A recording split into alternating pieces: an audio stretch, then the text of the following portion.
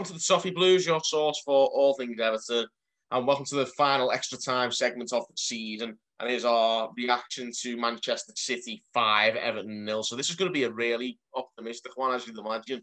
I'm joined by Terry, and we're going to get straight into what in God's name went wrong. Terry, I mean, I wasn't feeling too hopeful going into this one for obvious reasons. We're playing like the best team in the league, some might argue in Europe. But no one could have seen it going that badly. You know, it was fitting really, because the one stat that we really had going into that final game that we could really be proud of this season was we haven't been beaten by more than 2 goals all season.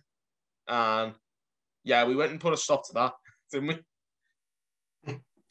I think you've got it wrong there. You say no one could have predicted how bad it was going to be. I think some people could, and that's a problem. Like, you know, there was a tweet, I can't remember who it was by, I'm sorry, and I thought it, but it didn't, like make it public that we'll go into this game and we'll end up on minus goal difference because it's just it's just textbook Everton, and that's exactly what happened. We, the good form against the away teams, as an away team at the other big teams this season, yeah, that went out the window as well. We turned up and we were practically like the entertainment for the Sergio Aguero goodbye party. No, we treated it like a testimonial game for like a charity match. I think we'd have put up a better fight in a testimonial. Like, at least in a testimonial, you can bring some ex-players on who've got a little bit more pride than some of the players had against City. But what can you say? Like, it was just the worst possible end to a season. I mean, the chances of qualifying for Europe had gone with the Sheffield United anyway, so we wouldn't have got into Europe even if we had won. But even then, to finish the season as low as that, just when Everton didn't think, it feels like they're actively trying to make us miserable at this stage. I know, it's all about timing and perception of things. Like, we've signed off from a season now which had some good points in it, a lot of bad points as well, but we've signed off now, getting battered 5-0, going into minus goal difference, dropping to 10th in the table. Yeah, we haven't even been as low as 10th the whole season. I think we hadn't dropped lower than 9th the whole campaign.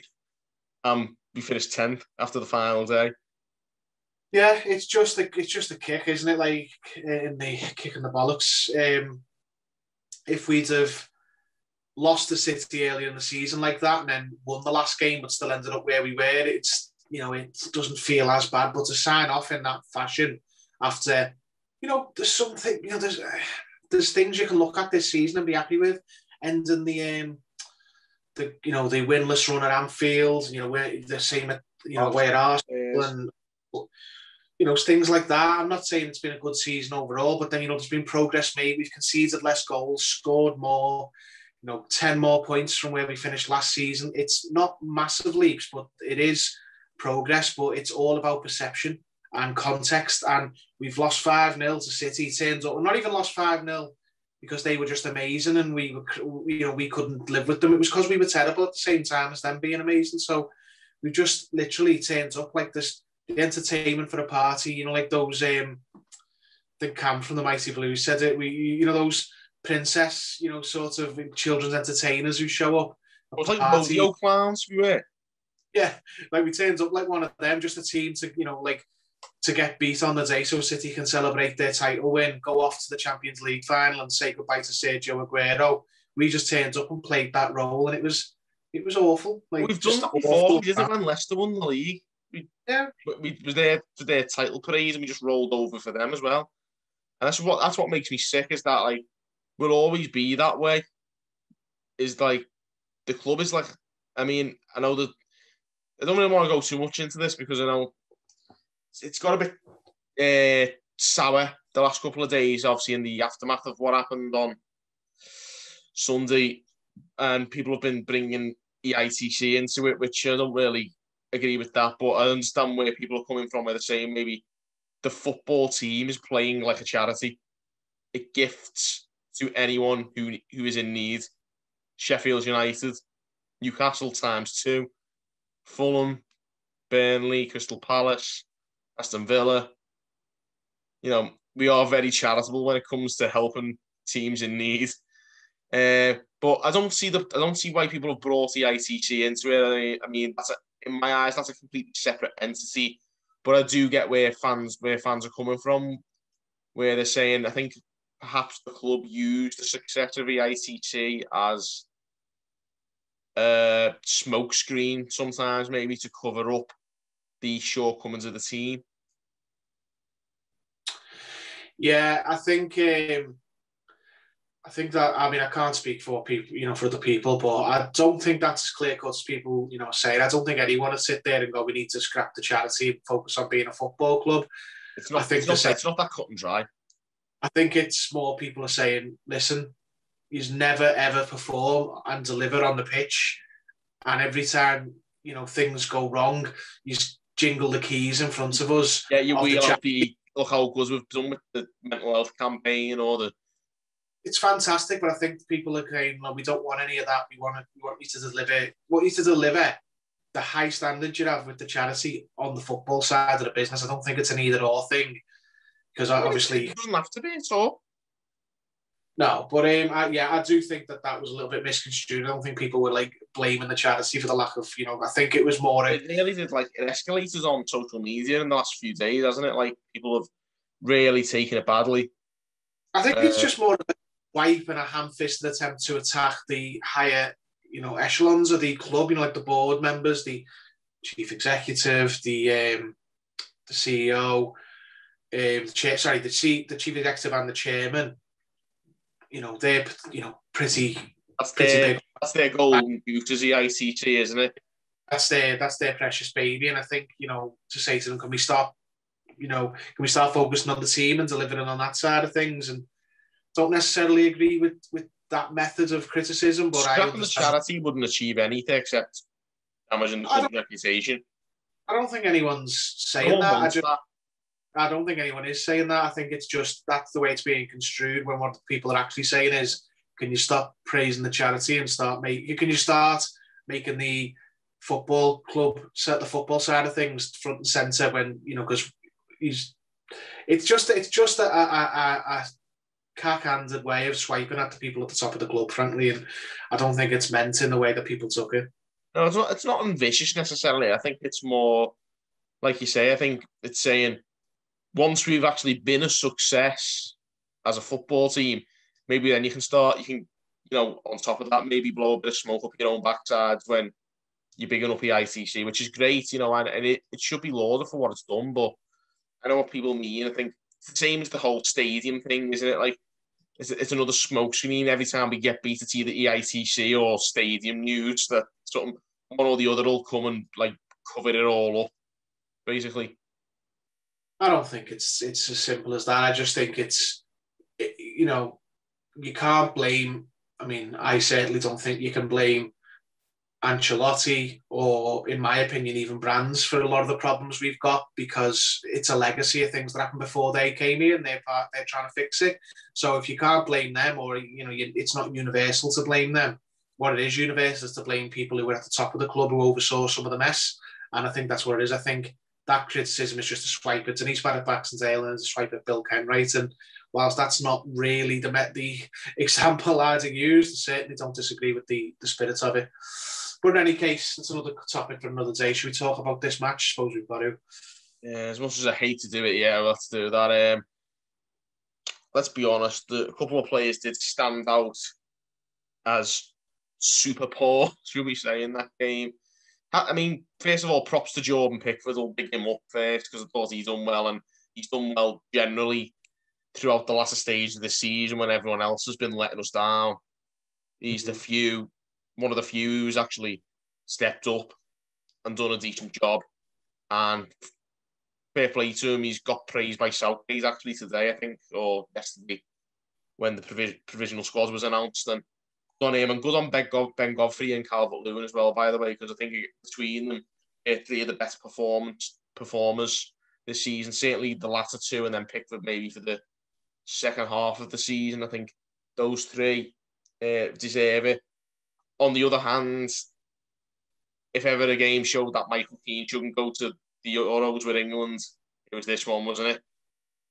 what a terrible performance that was from him. It's terrible from most of the players. The two centre backs, Keane and Holgate, embarrassing from the two of them. Like, I think I'm pointing back them two really, and it might be a bit harsh to single people out, but I'm mainly referring to Sergio Aguero's first goal, where I think Tom Davies loses the ball in the midfield, and instead of closing them down, two of them literally stand and do not go any closer to Aguero and let him pick his spot without any challenge. And I'm just thinking, my God, you'd have lost any kind of interest in the club, in the shirt. Honest to God, that is embarrassing. Like, you're wearing that badge on your shirt. You don't stand off and just let another team have it all their own way. And too many of these players do. Maybe a bit harsh singling them out, but I personally, that made me physically sick, seeing them stand off like that. And just the second half, they just gave up, didn't they? They came out the first half, and I think, they set up in a way that they set up against other good teams away from home. But you get one moment of, brilliance from Kevin De Bruyne, and the one goal down. Then Michael Keane has his moments of madness where he decides he wants to do a Maradona run through 4 City players, loses the ball, bang, you're 2-0 down. We almost get back into the game when Richarlison earns a penalty. He was getting booed for some reason when he got, fouls in the penalty box. But, I mean, the double jeopardy rule applies where, the penalty and the sending off, you can't punish them twice for the same offence. But it's like, it's cynical. He's got no chance of getting the ball. All he's done is successfully tried to make it look like he tried to get the ball, but he clearly can never get the ball. He's miles away. The keeper's storming out. So Diaz brings him down. He should be off, as far as I'm concerned.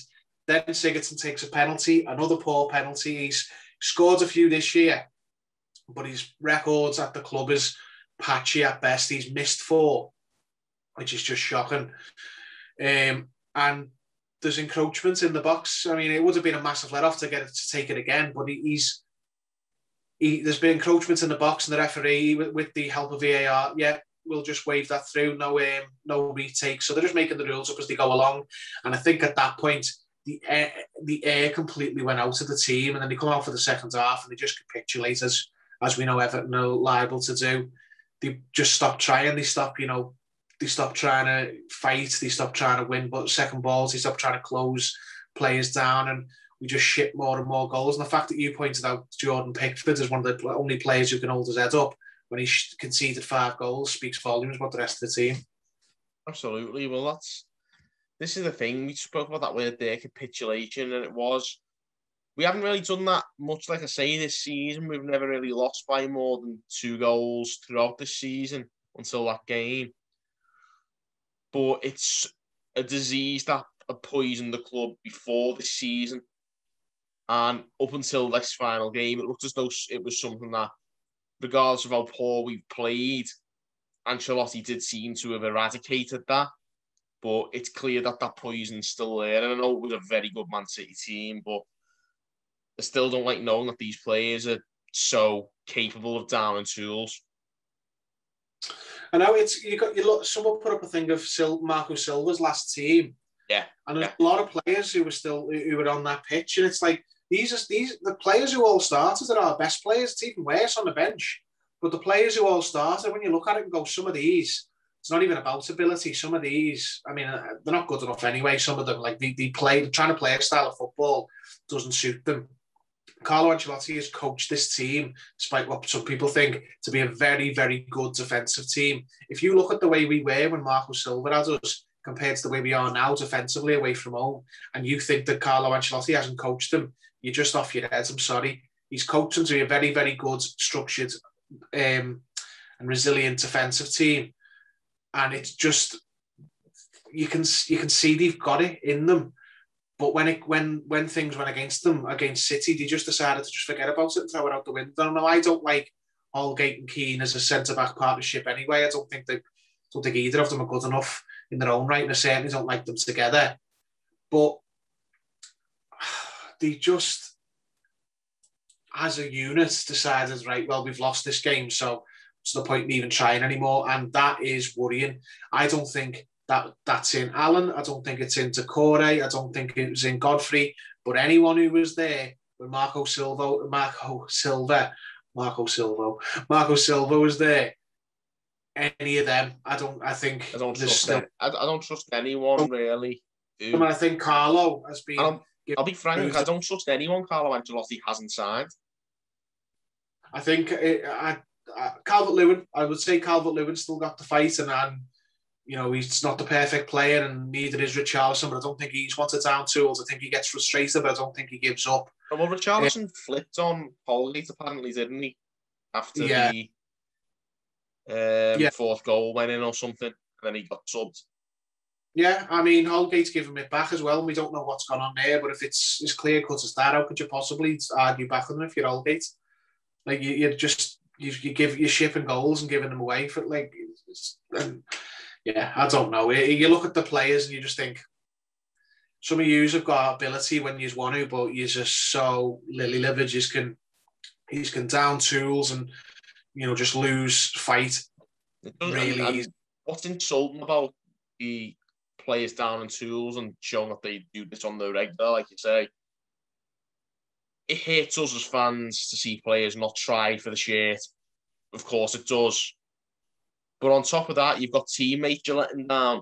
Out there, the likes of Richarlison, Calvert-Lewin, like you say, players you were clearly getting frustrated. But also, I mean, Ancelotti is stronger than that, and Ancelotti has got enough credit in the bank, thankfully, because of what he's achieved here and beforehand. But look at all the managers they've thrown under the bus, passing the buck, and the manager, that falls on the manager. Like, I mean, I'm not defending Marco Silva, Allardyce, whoever, but these are all managers who many of these players have thrown underneath the bus. Yeah, I think I don't think it will be a secret inside Finch Farm who the problem children are. I think they know, and it's not a good window to be selling players, and we're going to do a segment on it in a minute, but I think some of these players are going to find themselves replaced very soon. Sometimes in positions where you think that we won't bring players in, I think we'll sign players, and other players who have played a lot of games under Carlo Ancelotti will suddenly find themselves on the bench having to work their way back in. Now, I don't know who's got the bad attitudes and who hasn't. We could point to players and you could be the furthest thing from the truth. But I think some of them are going to find themselves, not getting minutes very soon, especially if, we make the signings that we want to make this summer, and especially if the club and Machinery just decide to bin FFP and don't care about it. Because I think the hierarchy at the club and the people who want to do well, for all his faults, Machinery clearly wants to do well. He's pumped money into, to that effect, and Ancelotti does, and so on. I think they're going to get to the point where, I've seen enough of some of these players they've got us to where they're capable of getting us, and that's top 10. Now we've got a record number of points for 10th, means nothing, but it's a bit, most years 59 points would have got you Europe, but this is the limit of some of these players. They're not top players, they're not top 6, top 4 players, they're top 10 players, and we want to be better than that, so we need to replace them. And some of them are going to get a shock that it's them, because I think some of them don't realise they're... Some of them I think some of them maybe by the likes of, more naive managers like Marco Silva, even Ronald, well, maybe not Ronald Koeman, he was as harsh as anyone, but Silva and particularly Roberto Martinez before him. I mean, I know there's not many Martinez players left, but let's say Silva, for instance, could well have convinced these bang average players that they are capable of being a part of an Everton team that competes regularly in the top 6, which they're not.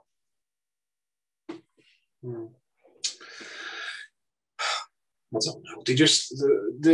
It's not going to happen in the way we want it. We're not going to ship out 10 and bring in 10. But I think if we can sign the players that we need, that some players who aren't performing at the minute or are inconsistent now might up their game with better players. Happens all over in every team. Some players at Man United look better when Fernandes arrived, and players at Liverpool certainly look better when Van Dijk arrived. Maybe we can get some key players in, and you suddenly get even more out of them. I think Calvert-Lewin could be easily a 20-goal-a-season striker if he had some pace around him. he's doing well in spite of the team. Yeah, there's nothing to help him. Yeah. I know Richarlison's underperformed this season, but again, Richarlison, I don't know if there's enough help around him. I feel like the two of them just scrap it out up there and hope for the best at times. Pretty much, but yeah, I don't know about you. I'm done with this game. Like we'll if the season's over. Yeah. Season's over. There's things to be happy about. There's things to not be happy about. We're all back on 0 points today. So it's just about doing the business we need to do in the summer. Carlo Ancelotti has promised us. He said we will be better next season. We are going to sign players to improve in attacking areas and play better football. And now we just go and watch an international tournament, which, no one's excited for until it happens. And then it's on every day. And you go, actually, this is quite good. So let's just all focus on that. And then by the time we come back, we'll have missed them because we've got used to not having them on and we won't be able to wait to get them back. It's bad when I'm actually looking forward to supporting England. This is this is what Everton's done to me. International football is crap until it gets to tournaments and then it's boss. That's just the way it's always been. Yeah, it's coming home. But we'll leave it at that anyway on that one. If you really want to, guys, drop us a comment. Manchester City 5, Everton 0. If you want to let us know how you feel, and definitely if you've got something you need to get off your chest, because I've spent a good few days getting it all off my chest in work and whatnot. So yeah, if you really need to get rid of those last bits of Everton-induced pain, drop us a comment. Also, give the video a like and subscribe for more content. So until next time, guys. Until next season, as far as extra time shows are concerned. Thank you for tuning in on the Toffee Blues.